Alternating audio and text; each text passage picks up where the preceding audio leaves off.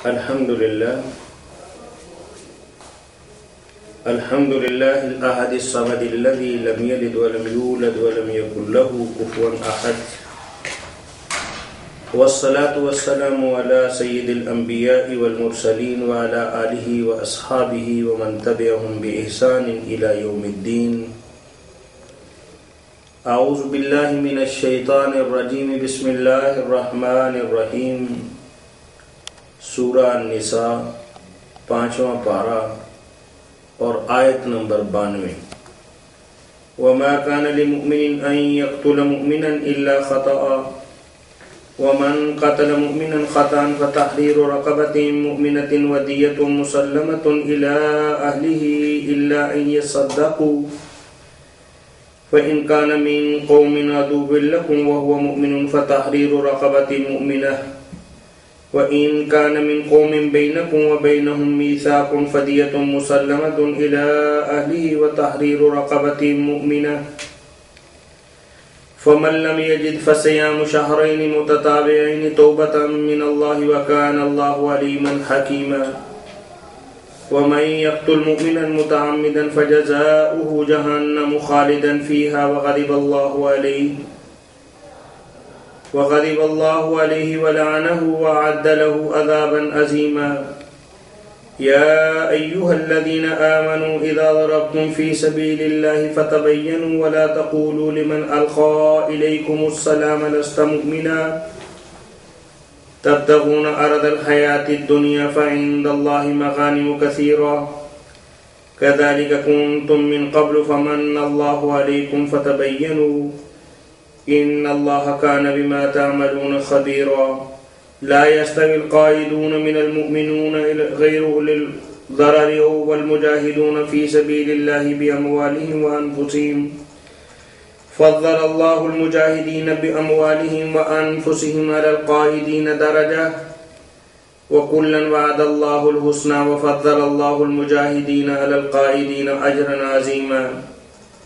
درجات منه ومغفرة ورحمة وكان الله غفورا رحيما. معزز سامعین،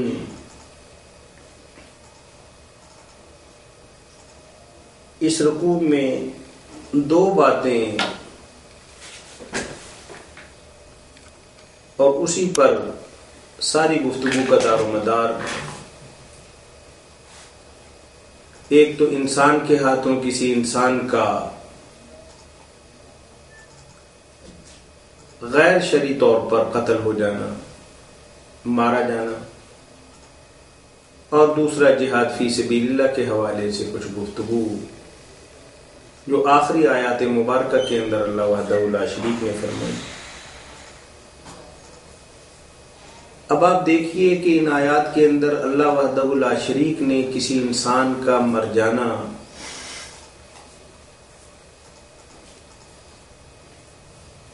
خواہ کوئی بھی ہو، کسی بھی طبقے سے، کسی بھی قبیلے سے، خواہ دشمن کے ساتھ اس کا تعلق ہو، اس کی حرمت کا بھی اللہ وحدہ لا شریک نے بڑا پاس رکھا ہے.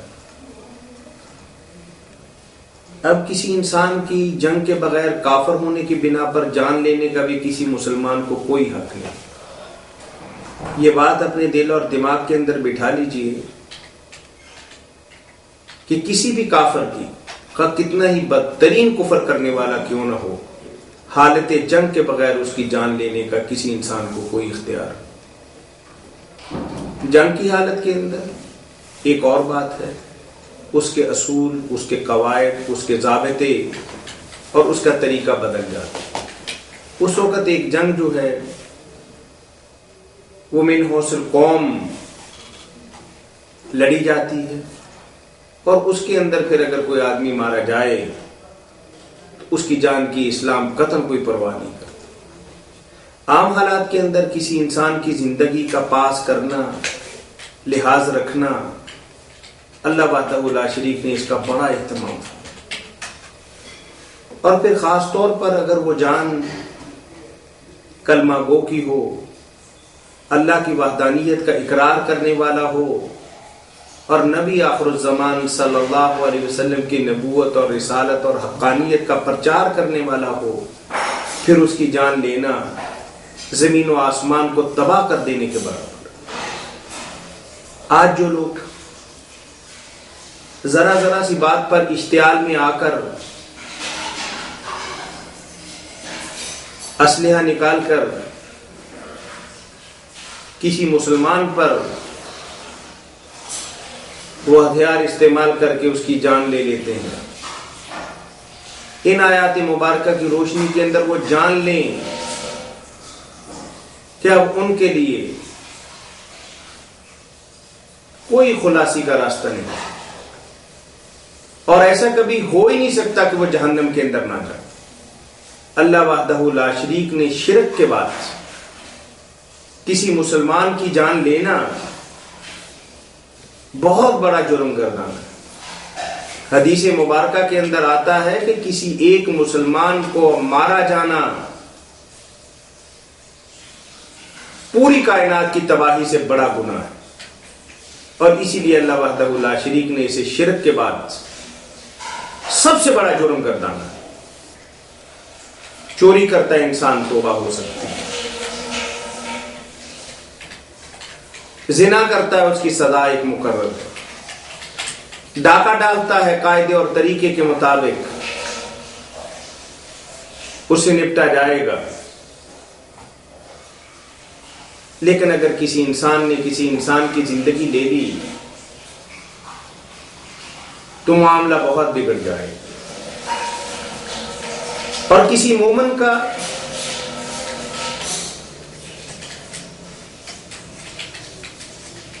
خطا کی بنا پر قتل ہو جانا، اس کے لیے بھی اللہ وحدہ لا شریک نے سزا رکھی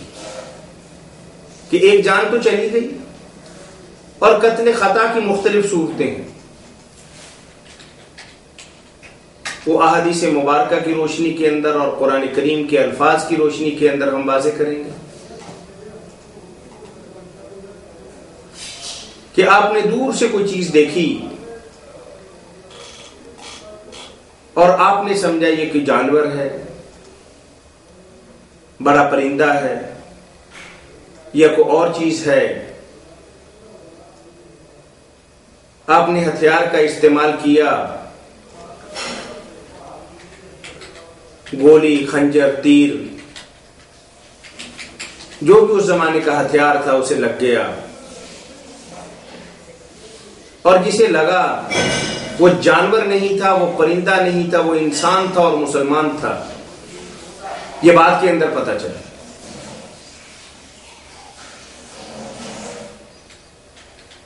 اور ایسا بھی ہو سکتا ہے کہ ایک آدمی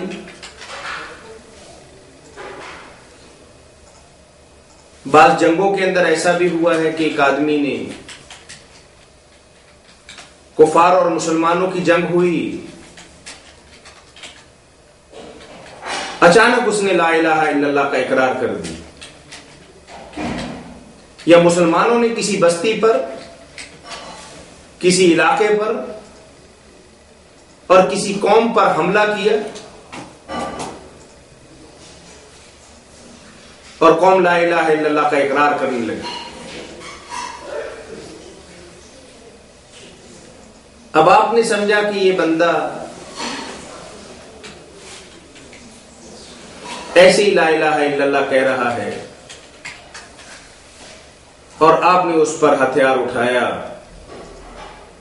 اور اس کا کام تمام کر دیا۔ ایسی بے شمار مثالیں تاریخ اسلام کے اندر بڑی پڑی۔ حضرت ابو درداء، حضرت مقداد، حضرت اسامہ بن زید اور حضرت خالد بن ولید اور دیگر صحابہ اکرام کے متعلق تاریخ کے اندر مختلف روایات آتی ہیں کہ ان سے خون ناحق ہوا، اور اس خون ناحق کو اللہ کے نبی صلی اللہ علیہ وسلم نے نہایت ناپسندیدگی، نفرت کی نگاہ سے دیکھا، بلکہ بعض دفعہ تو اللہ کے نبی صلی اللہ علیہ وسلم کا چہرہ یا اطہر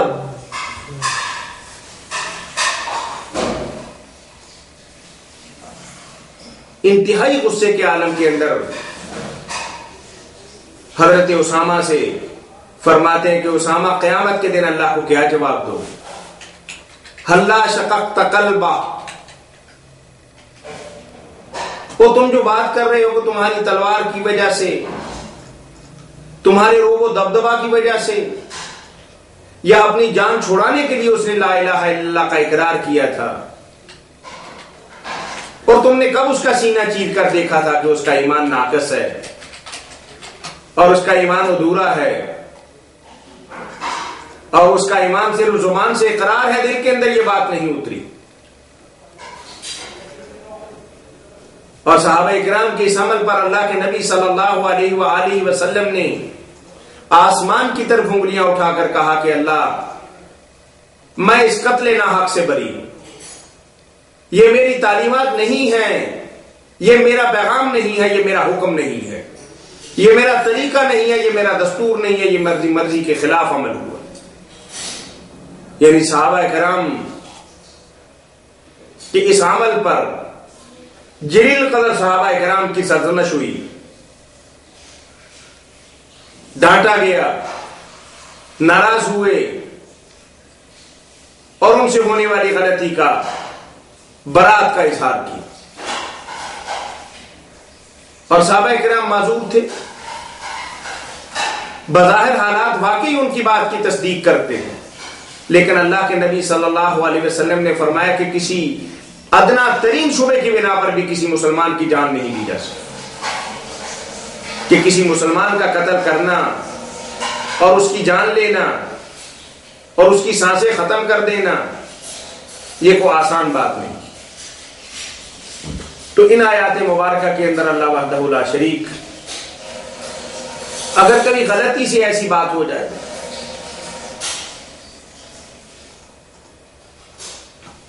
تو اس کی بات بھی کر رہے ہیں،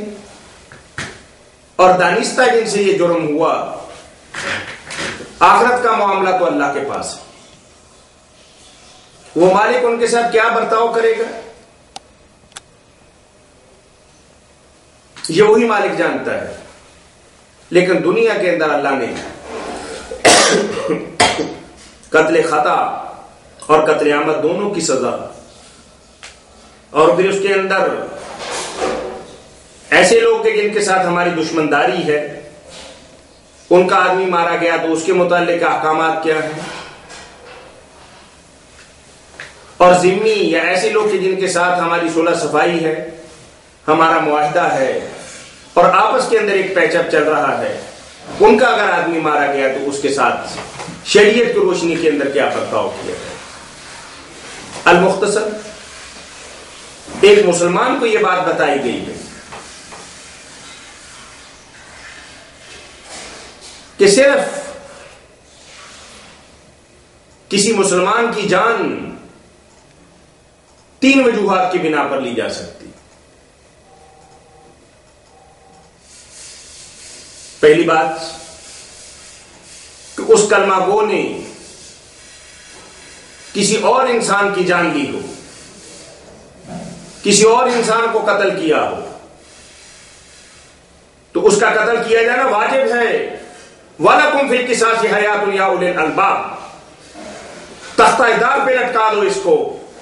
اس کی موت کے اندر کائنات کی زندگی ہے، اللہ نے فرما دی۔ یعنی بدلہ کے اندر کسی انسان کا مارا جانا یہ واجب ہے اور کوئی گناہ والی بات نہیں۔ اور دوسری بات یہ بتا دی کہ شادی شدہ کو غلط حرکت کرتا ہے تو اس کی جان لی جا سکتی، جب جائز اور حلال ذرائع اس کے پاس تھے، اب اسے ایسی حرکت کرنے کا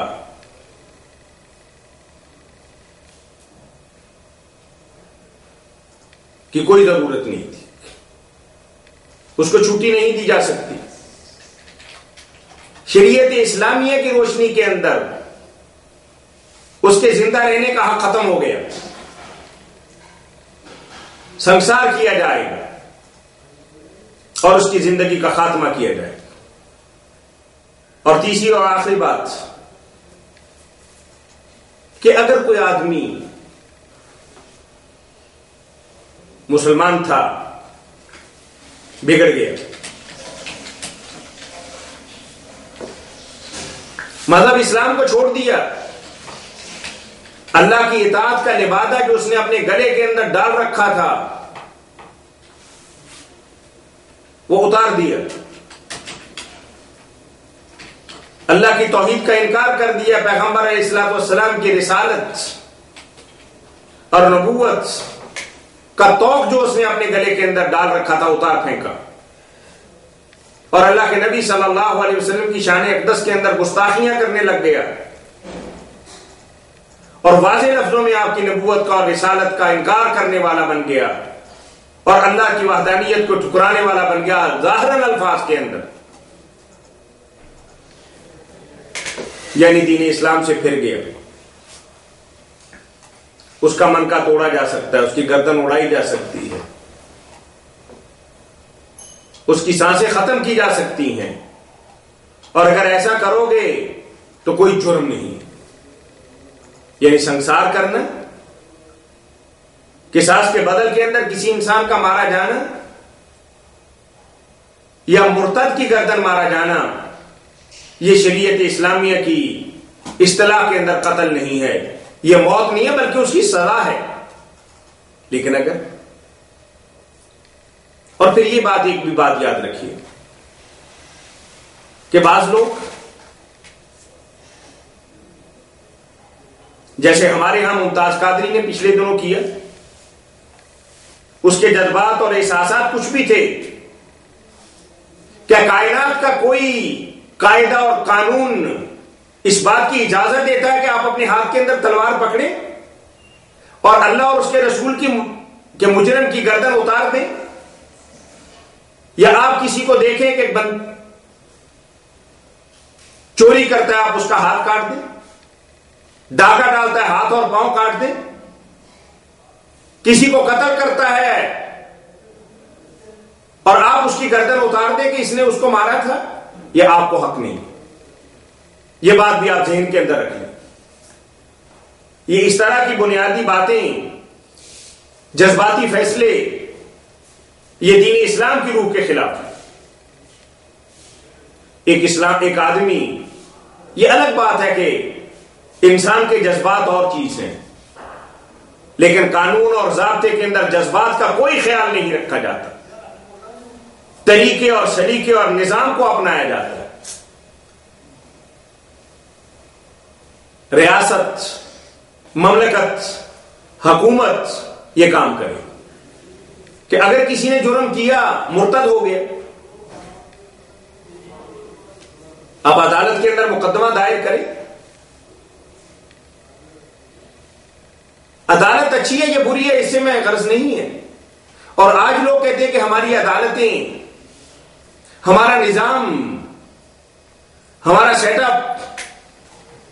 اس کی تائید نہیں کرتا، تو اس کے مجرم بھی میں اور آپ ہیں۔ ہم میں سے کتنے لوگ ہیں جو صبح سے شام تک اس بات کی کوشش کرتے ہیں کہ اعلاء کلمت اللہ کے لیے، اقامت دین کے لیے اور اسلامی ریاست کے صحیح طریقے پر قائم کرنے کے لیے کوشش اور محنت کر رہے ہیں، انفرادی طور پر اپنی عبادت کے اندر، اپنی ریاضت کے اندر، اپنے تقویٰ کے اندر، تلاوت کے اندر اور ذکر اذکار کے اندر لگے ہوئے ہیں۔ یہ اسلام کا ایک ادنا سا حصہ ہے۔ اصل اسلام تو یہ بات چاہتا ہے کہ اللہ کا دین غالب آنا چاہیے اور اللہ کی حاکمیت اس کائنات کے اندر قائم ہونی چاہیے، اور اللہ کا سکہ ان انسانوں پر رائج ہونا چاہیے، اور انسان کو اللہ کا خلیفہ ہونا چاہیے۔ ہماری معیشت، ہماری معاش، ہمارے سارے معاملات اور معمولات جو ہیں وہ قرآن کے مطابق اور دین کے مطابق اور نبی کریم صلی اللہ علیہ وسلم کے احکامات کے مطابق ہوں گے۔ اگر عدالتیں غلط کام کرتی ہیں تو ہم مجرم ہیں، اگر ہمارا نظام غلط کام کرتا ہے تو ہم مجرم ہیں، اگر ہماری ریاست غلط قوانین کو استعمال کرتی ہے تو اس کے مجرم بھی ہم ہیں کہ ہم نے اپنی ذمہ داریوں سے پہلو تہی کی، اب شارٹ کٹ یہ نکال لیا کہ جذباتی فیصلے کر کے کسی کی گردن مار دی اور بلے بلے اور واہ واہ کروا لی۔ یہ دین کا تقاضا پورا نہیں بات کرتی۔ ہمیں اقامت دین کے لیے، اسلامی ریاست کے قیام کے لیے اور اللہ کی خلافت کو اس کائنات کے اندر رائج کرنے کے لیے اپنی تمام تر محنتیں خرچ کرنی ہوگی، اپنی تمام تر توانائیاں اور قوتیں اس معاملے کے اندر لگانی ہوگی اور کھپانی ہوگی، اور پھر یہ بات دیکھنی ہوگی۔ اگر ہم اسی طرح ہاتھ پر ہاتھ دھرے بیٹھے رہے تو اس کے نتائج کبھی اچھے نہیں نکل سکتے۔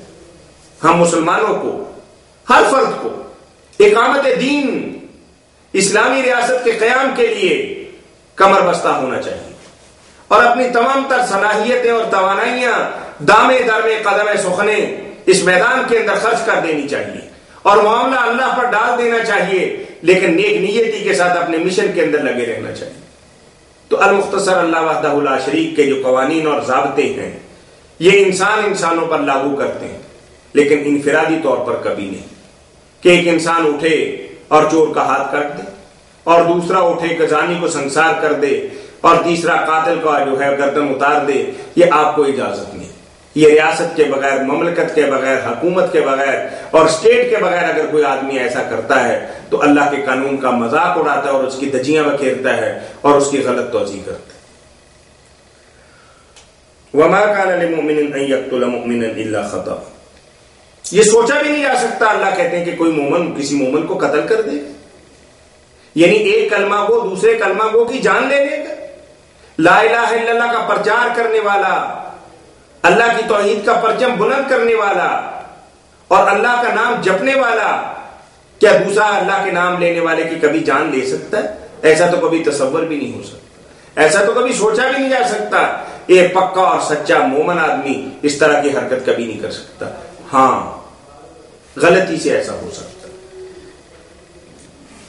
اندازہ غلط ہو گیا، یا آدمی سمجھا تھا، جانور سمجھا تھا تو آدمی نکل آئے، یا اچانک گولی چلائی، پتھر پھینکا، سامنے آدمی آ گیا، پکا مسلمان ہے، مارا گیا، ارادہ نہیں ہے، نیت نہیں ہے، پلاننگ اور پروگرام نہیں ہے، لیکن بہرحال ایک انسان مر گیا۔ اب کیا ہوگا؟ اللہ فرمانے کہ وَمَنْ قَتَلَ مُؤْمِنًا خَطَأً، اگر بے احتیاطی سے کسی کی جان لے لی گئی، غلطی سے کوئی بندہ مارا گیا، پہلی بات تو یہ ہے فَتَحْرِيرُ الرَّقَبَةٍ مُؤْمِنَةٍ، چلو یہ غلام آزاد کرو۔ یہ تب ہے کہ آدمی سے یہ جرم بے احتیاطی سے اور بے خیالی کے اندر اور غلطی سے ہوا ہو، پلاننگ نہیں ہو، ارادہ نہیں ہو، منصوبہ بندی نہیں ہو۔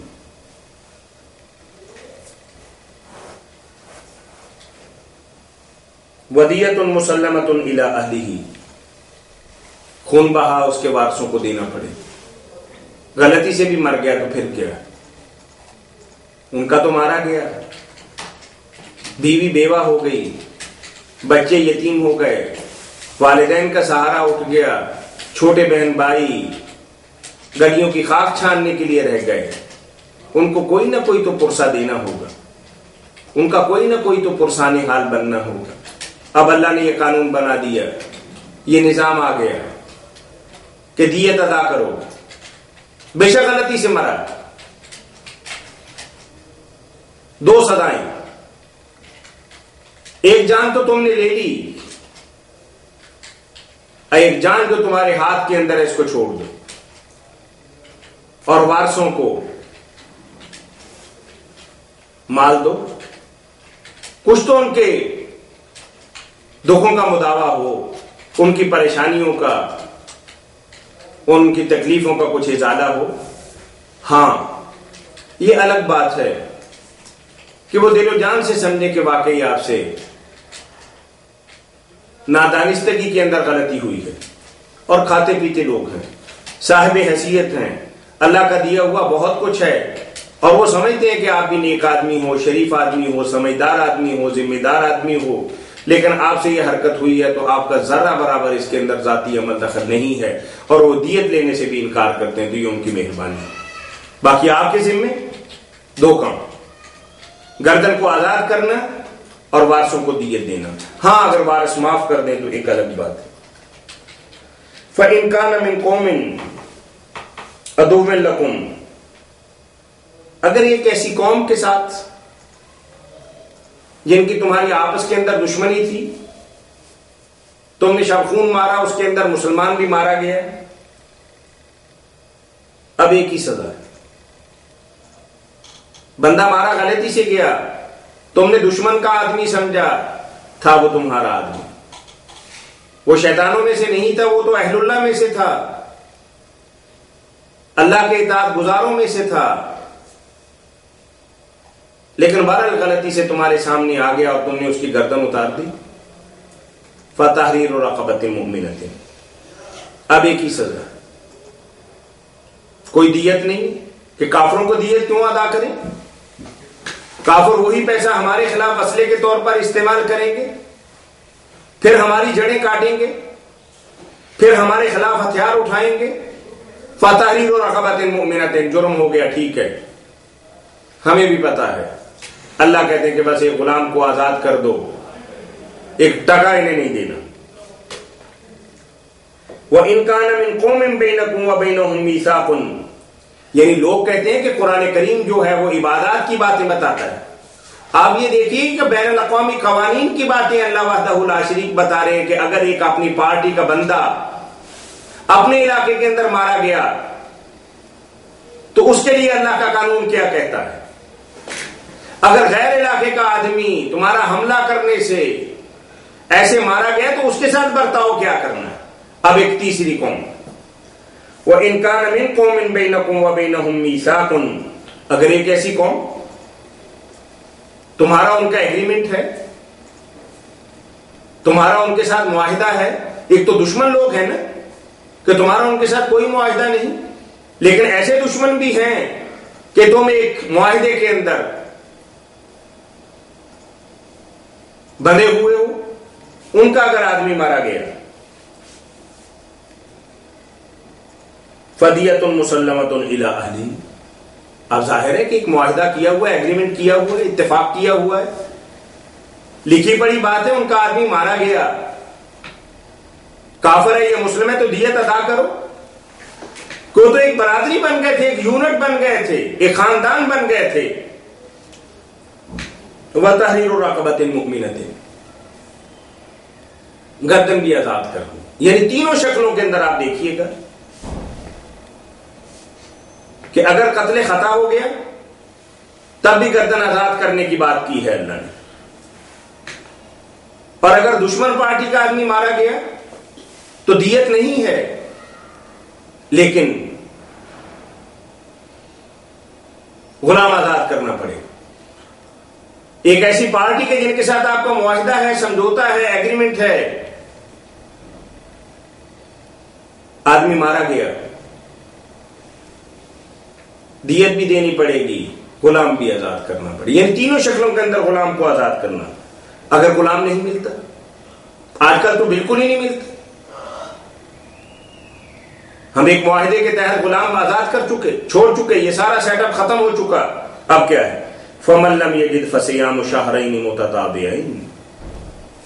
2 مہینے کے روزے رکھو گے رمضان کے روزوں کی طرح، متتابعین، لگاتار. ہاں بیمار ہو گئے، سفر حائل ہے،